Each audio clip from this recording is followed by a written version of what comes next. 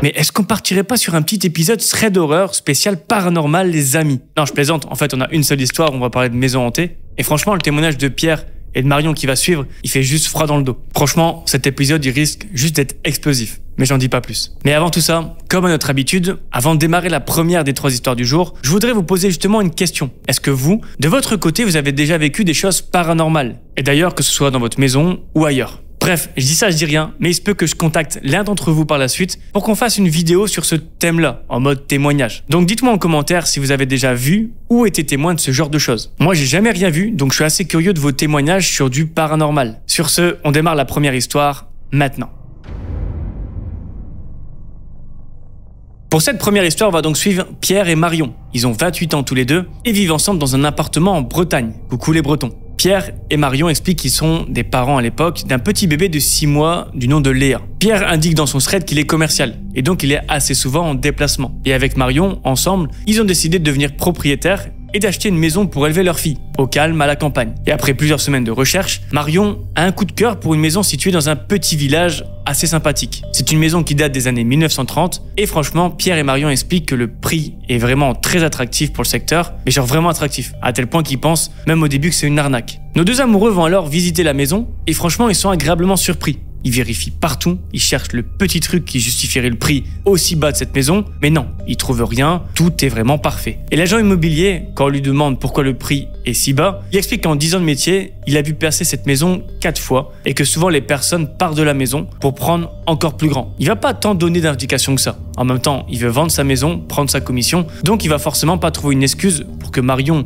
et Pierre changent de décision. Eh oui, on vous connaît les agents immobiliers, hein. Tout pour la commission. C'est donc naturellement que le couple va leur faire une offre et acquérir la maison. Pierre et Marion expliquent qu'ils emménagent début novembre et qu'ils sont très contents, car ils ont absolument besoin du calme qu'offre ce petit village et cette maison. Bon, no spoil, je vous le dis tout de suite, ça va pas être si calme que ça pour eux. L'emménagement va malgré tout plutôt bien se passer et le couple prend quelques jours pour se familiariser avec leur nouveau logement. Et pendant tout ce temps, c'est un réel bonheur de défaire les cartons et de s'installer. Pierre et Marion y profitent aussi avec leur petite fille de 6 mois, bref, c'est le top. Mais bon, ce bonheur ne sera que de courte durée car Pierre doit reprendre le boulot et assurer de longs déplacements en tant que commercial. Il quitte donc son domicile pour 5 jours et donc 5 jours où sa femme sera seule avec sa fille. Marion explique qu'une après-midi, elle couche sa fille dans sa chambre avant d'aller elle aussi faire une petite sieste. Sauf que Marion, alors qu'elle est en train de s'endormir calmement pour une petite sieste, elle est surprise par un léger grattement sur sa porte. La porte de sa chambre, je précise. Elle lève sa tête de son oreiller, puis elle est surprise d'entendre de nouveau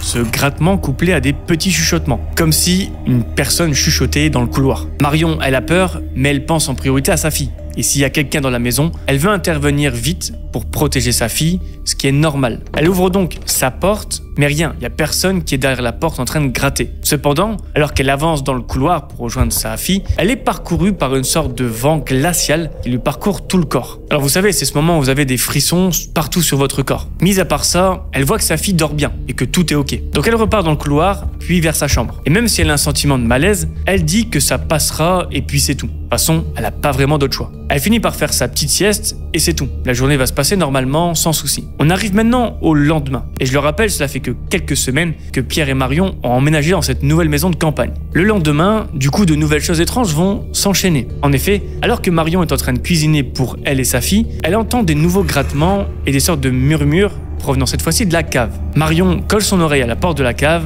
et effectivement, elle entend des trucs bizarres. Alors elle explique que c'est inaudible pour elle, donc elle décide d'ouvrir la porte de la cave pour en avoir un petit peu le cœur net de ce qui se passe derrière. Sauf qu'encore une fois, rien.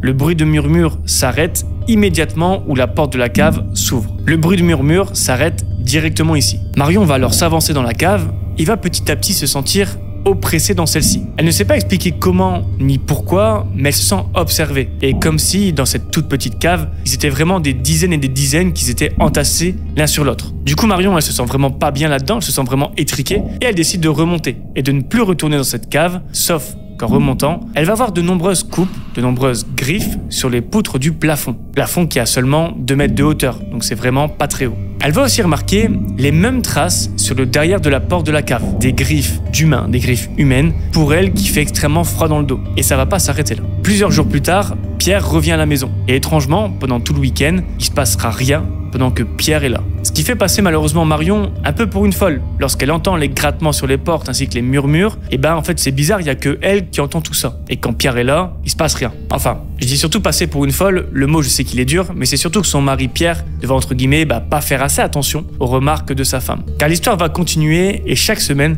lors des départs de son mari, Marion explique qu'elle va être témoin de phénomènes trop étranges, à la limite du paranormal. Et plus ils vont habiter dans cette maison, plus Marion ne va plus se sentir vraiment chez elle. Un soir, elle explique qu'elle est de nouveau seule chez elle, avec sa fille, et qu'elle va entendre le babyphone grésiller. Elle va alors prendre le babyphone et regarder la caméra. Et elle est persuadée qu'elle a vu quelqu'un se tenir droit à côté du lit de sa fille. Marion raconte qu'à ce moment-là, son sang ne fait qu'un tour et qu'elle court auprès de sa fille où, vous vous imaginez bien, il y aura personne à côté de son lit. Et ces grésillements, Marion explique que ça va être très fréquent, mais genre vraiment à un point où elle en aura ras-le-bol. En fait, elle se fait réveiller constamment par ça, ces grésillements du babyphone, mais aussi du coup par les grattements de porte, et ça même en journée, et sans compter les murmures dans les couloirs ou même provenant de la cave. Bref, un enfer pour Marion en ce moment-là. Mais elle explique que plus elle tentait de faire abstraction de tout ça, plus les événements s'intensifient. Et tout ça, ça va donc s'étaler pas moins de 2 ans pour Marion. Et oui, ça paraît long. Alors que son mari Pierre, lui, je le rappelle, il est là que le week-end, et lorsqu'il est là, il s'est jamais rien passé. Sauf qu'un soir, et pour la première fois en 2 ans, Marion explique qu'elle était bizarrement soulagée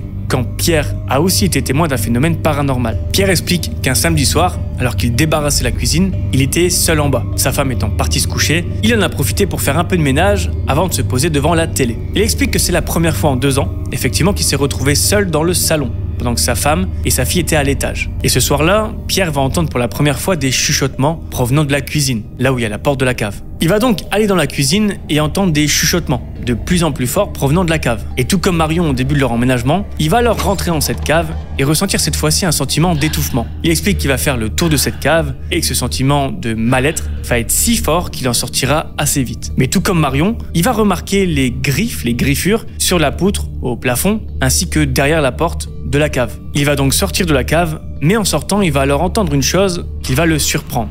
On veut s'en aller. Pierre explique qu'il est persuadé d'avoir entendu ça provenant du fin fond de la cave. Le lendemain, ils vont donc en parler ensemble avec Marion. Pierre se sent très bête et surtout très gêné de ne pas avoir compris ce que Marion vivait depuis tout ce temps. Il s'excuse alors à Marion et décide avec elle d'appeler des experts du paranormal. Alors, il ne le précise pas, mais j'imagine que ça doit être soit un médium, un chasseur de fantômes ou encore même un prêtre. Et ça tombe bien, car Pierre n'est pas en déplacement pendant quelques temps, donc il a tout le temps d'éclairer les mystères de sa maison et plus précisément de cette cave, là où l'ambiance n'est clairement pas à la fête. En fait, en faisant passer des experts, Marion et Pierre apprennent que cette maison a été témoin de drames pendant la Seconde Guerre mondiale, et notamment la cave, qui a priori a été un lieu de massacre. Pierre explique que la maison a vraiment un sombre passé et que ça pourrait expliquer toute cette présence qui l'entoure, cette ambiance malsaine. Ils expliquent notamment que les esprits qui habiteraient ici ne sont pas méchants, mais cherchent plutôt à, s'en aller. Alors oui, ça fait bizarre de dire ça, mais ceux qui ont déjà fait des recherches sur le monde paranormal, a priori c'est pas bizarre de dire ça. Et là pour le coup, j'aimerais vraiment votre avis aussi en commentaire. Bref, heureusement pour ce couple, que quelqu'un va intervenir et a priori va chasser ou libérer les esprits de cette maison. Pierre et Marion expliquent qu'après tout ça, ils auront plus rien. Plus aucun grattement, plus aucun chuchotement, bref, le bonheur pour eux. Et on ne sait pas si cette histoire est vraie. Je la raconte depuis un thread que j'ai trouvé sur Reddit, mais pour le coup, je suis assez friand de ce genre d'histoire. Et pour le coup, j'y crois. Je crois au fait que des âmes, des esprits peuvent rester bloqués dans notre monde, car leur fin a été tragique, notamment. Enfin, ça reste que mon avis et qui vaut ce qui vaut. Bref, merci à tous d'avoir regardé cette vidéo. Eh non les gars, je rigole, je plaisante. On part sur une seconde histoire tout de suite, un peu plus terre à terre. On est parti. Alors petit aparté, si tu veux encourager gratuitement la chaîne, le meilleur cadeau que tu puisses me faire, c'est de mettre ton plus gros like sur cette vidéo. Je dis ça, je dis rien. En attendant, je te laisse reprendre la vidéo.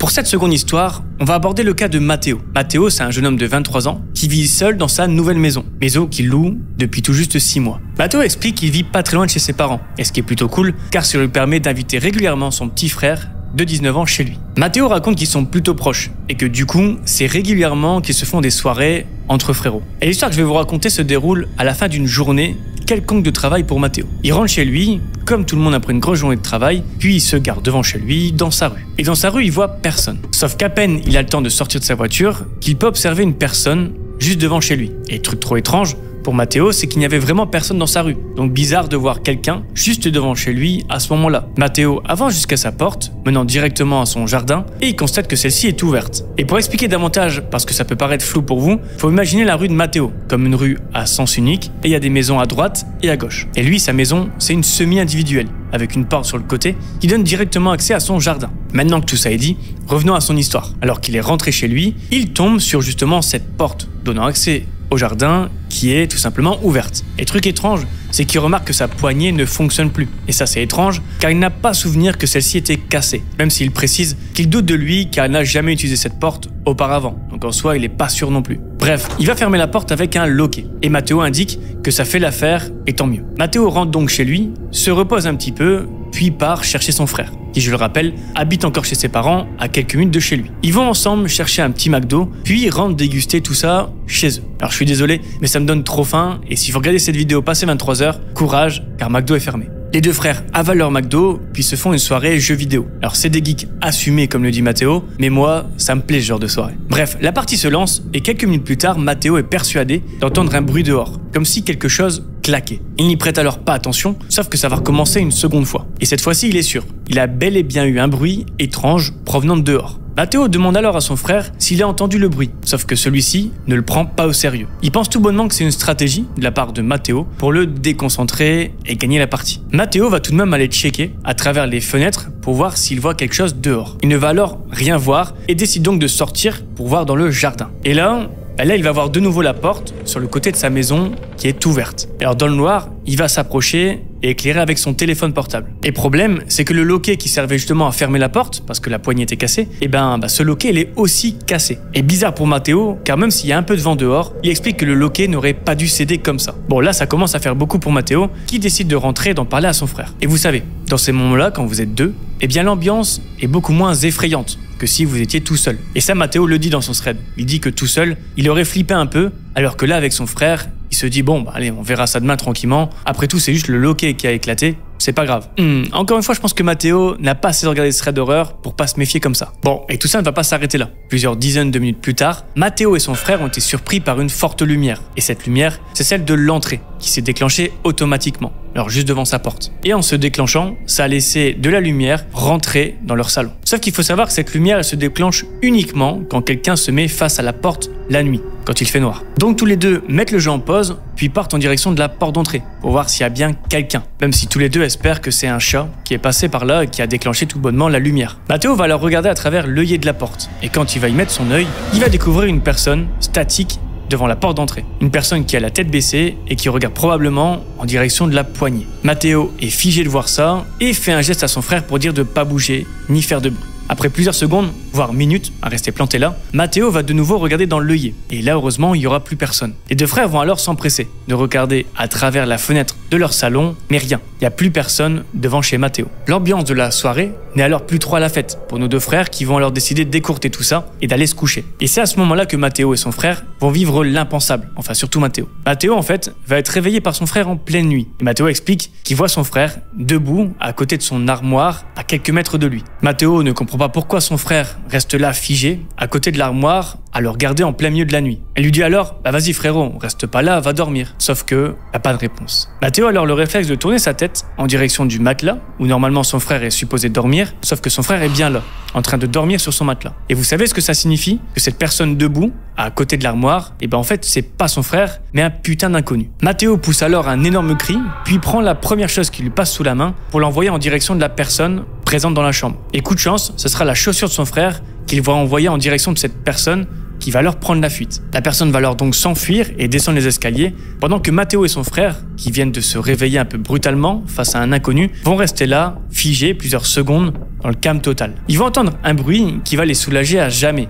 C'est celle de la porte d'entrée qui se claque. Et alors quelques minutes plus tard, Matteo et son frère vont alors descendre pour vérifier ce qu'il y a dans la maison, si jamais il y a eu des choses volées. Et c'est alors qu'ils vont voir qu'une fenêtre donnant sur le jardin de la maison est entrouverte. Et donc pas de doute, c'est bien par la porte cassée du jardin, puis par la fenêtre que cette personne s'est introduite chez Matteo. Cependant, et bizarrement, rien n'a été volé. Tout est intact chez Matteo, chez eux, et il y avait même un billet de 50 € sur la table du salon et il n'a même pas bougé. Et Matteo explique que le lendemain, il a appelé son propriétaire pour lui dire ce qui s'était passé et heureusement, il est rapidement passé pour réparer la porte du jardin et la sécuriser pour que plus personne ne passe par là. Alors heureusement depuis tout ça, Matteo ferme toutes ses persiennes et inspecte les moindres recoins avant d'aller se coucher. Et franchement, il a bien raison. Mais il reste encore une question qui demeure dans l'esprit de Matteo et de son frère à l'heure actuelle. Et dans la mienne aussi. C'est pourquoi la personne n'a rien volé. Pourquoi n'a-t-elle pas pris le billet de 50 €? Pourquoi n'a-t-elle pas volé la console ou la télé ou d'autres choses dans la maison? En clair, on ne saura pas pourquoi cette personne s'est introduite chez Matteo et surtout quelles étaient ses intentions. Et c'est bizarre, mais j'ai l'impression d'avoir déjà beaucoup vu d'histoires comme ça où des personnes rentrent juste pour observer une personne dans la nuit sans vouloir faire du mal ni voler. Et c'est pour moi juste trop étrange. C'est vraiment trop bizarre de vouloir faire ça. Bref, ceux qui en savent un peu plus, dites-le moi. Franchement, si vous pouvez m'apprendre quelque chose, tant mieux. Bon, eh bien, histoire assez longue, mais pour le moins intéressant. Comme je le disais, je suis toujours fasciné quand ça parle d'intrusion comme ça. Alors, je sais pas vous, mais il y a toujours une part de mystère qui me plaît bien. Enfin, même si j'aimerais bien que ça ne m'arrive jamais. Bref, restez ici, c'est pas terminé, on part sur une troisième et dernière histoire. Alors je suis désolé les amis, mais on va parler pour cette dernière histoire d'un drame. Méline elle a 30 ans lorsqu'elle nous partage son histoire. L'histoire qu'elle nous partage s'est déroulée quand elle avait 25 ans, lors d'une soirée du Nouvel An. Méline explique qu'elle vit en couple avec son conjoint. Et malheureusement elle est triste, car son conjoint travaille la nuit du 31 et 2 de ses amis avec qui elle devait faire Nouvel An sont malades. Et dommage pour elle, cette année son Nouvel An, ça se fera toute seule chez elle. D'ailleurs vous me dites en commentaire, mais s'il y a bien une soirée que je déteste, c'est le Nouvel An. Je me sens toujours obligé de faire la fête, toujours obligé d'attendre minuit parce que c'est la tradition. Et putain, j'aime pas cette fête, c'est tout. Mais bon, si vous êtes chaud, l'année prochaine je fais une contre-soirée et j'organise une soirée à thème, à Nouvel An et on fera un bordel, je vous promets. Bref, Méline explique qu'elle va faire son ménage pour s'occuper et éviter de trop penser, que cette soirée-là, elle va la passer toute seule. Alors oui, c'est étrange, mais elle explique qu'elle n'avait rien d'autre à faire et qu'elle s'ennuyait. Un peu plus tard dans la soirée, Méline explique qu'elle va se servir un petit verre et se lancer dans une soirée Netflix and chill pour le 31. Elle finit donc son ménage, prend les poubelles et descend au sous-sol de son bâtiment pour déposer les poubelles. Elle dépose alors ses sacs poubelles là où il faut, puis repart en direction de l'ascenseur. Sauf qu'en repartant, elle croit entendre des bruits provenant de dehors. Elle entend de sortes de gémissements venir de dehors et donc va y jeter un œil. Elle tombe sur un homme de dos dans le parking, a priori un peu éméché. Elle se dit que c'est la soirée du Nouvel An et qu'a priori c'est normal. Mais bon, s'il veut vomir, qu'il aille ailleurs et qu'il le fasse pas en plein milieu du passage, c'est mieux. Méline va demander tout de même si tout va bien à cet homme. Sauf que lorsqu'elle dit ça, cette personne se redresse et reste droit dos à Méline. Méline décrit la scène et voit donc un homme de dos, vêtu de noir, qui ne bouge pas. Méline va alors se rapprocher, pensant que cette personne ne l'a pas entendu, et peut-être même qu'il est en train de faire un malaise, donc vaut mieux l'aider. Sauf qu'en se rapprochant de cet homme, Méline est surprise de le voir se retourner. Il a un cache-cou, une capuche, donc difficile de voir vraiment qui est cette personne. Et sans raison, cet homme à capuche s'approche de Méline et fait un geste brusque. Méline, à ce moment-là, elle explique qu'elle n'a pas compris ce qui s'est passé. Et pourtant, tout ce qu'elle peut dire, c'est qu'elle ressent une énorme douleur à ce moment-là, à l'abdomen. Elle baisse donc les yeux et peut apercevoir le bras de cet homme au contact de son ventre. Sauf qu'au bout de son bras, cet homme a un poignard qui finit dans le ventre de Méline. L'homme à capuche regarde droit dans les yeux de Méline, puis retourne doucement la lame de son ventre. Méline tient à nous dire que le regard du mec, à ce moment-là, était juste terrifiant. Comme si ce n'était pas quelqu'un d'humain qui avait fait ça. Alors pour le coup, rien à voir avec le paranormal, c'est juste pour dire que son visage était probablement vide d'expression. Méline s'effondre par terre et met la main sur son abdomen. Tout d'un coup, elle entend la voix d'un autre homme, d'une seconde personne, un peu plus loin. Et comme Méline, vous pensez que c'est quelqu'un qui a vu la scène et vient à son secours. Alors pas du tout. Elle entend que l'homme arrive vers Méline, mais parle à l'homme à capuche. Les deux se chamaillent un peu, mais elle est persuadée d'avoir entendu « On n'est pas venu pour ça, maintenant, il faut qu'on se tire tout de suite ». Ils se chamaillent tellement à la vue de Méline par terre qu'ils en viennent presque aux mains. Méline pense comprendre que ces deux hommes sont ici, de base, pour un cambriolage et que potentiellement cet homme a cru être repéré et a donc attaqué Méline par réflexe. Alors de toute façon, ça change pas au problème de Méline qui a reçu un coup de poignard. Bref, comment va se finir cette histoire? Eh bien en réalité c'est assez compliqué pour Méline, qui veut s'éloigner du plus possible de ces deux hommes au cas où il voudrait finir le travail. Et en effet, ces deux hommes sont en train de s'arranger pour savoir si, je cite, on doit la laisser en vie ou non. Méline comprend que même si elle est blessée, elle n'est pas hors de danger et il faut vite qu'elle s'échappe de là. Le problème, c'est qu'elle a horriblement mal, mais certainement, et grâce à l'adrénaline, Méline va se relever et faire quelques pas précipitamment vers le hall d'entrée. Et elle y arrive. Heureusement pour elle, les deux hommes étaient trop occupés à se chamailler qu'ils en ont oublié Méline. Sauf que vous l'aurez deviné, lorsqu'ils ont compris que Méline tentait de s'échapper, ils se sont rués sur la porte du hall pour entre guillemets finir le travail. Heureusement pour elle, les portes ont été assez solides, ce qui a laissé le temps à Méline d'appeler les secours, puis la police pour lui venir en aide. Les deux hommes vont alors rapidement s'échapper, laissant Méline seule, en sang dans le hall d'entrée. Alors si je vous raconte cette histoire, c'est que Méline s'en est sortie. Et heureusement d'ailleurs. Méline explique qu'elle a été transférée en urgence à l'hôpital et qu'elle a mis plusieurs mois à se remettre de son coup de poignard. Du coup, elle qui était triste de ne rien faire, on peut dire que son nouvel an a été pas mal mouvementé quand même. Bon, je plaisante bien sûr. En tout cas, force à Méline qui a vécu une agression très violente. Bon les amis, fin de cette courte mais dramatique histoire. En tout cas, je vous remercie vraiment tous de participer à mon défi une vidéo par jour pendant le mois de décembre. C'est vraiment un plaisir. On est de plus en plus sur les vidéos. Vous êtes de plus en plus à vous abonner. Du coup, je vous dis encore une fois à demain pour 3 nouveaux threads d'horreur. Bisous.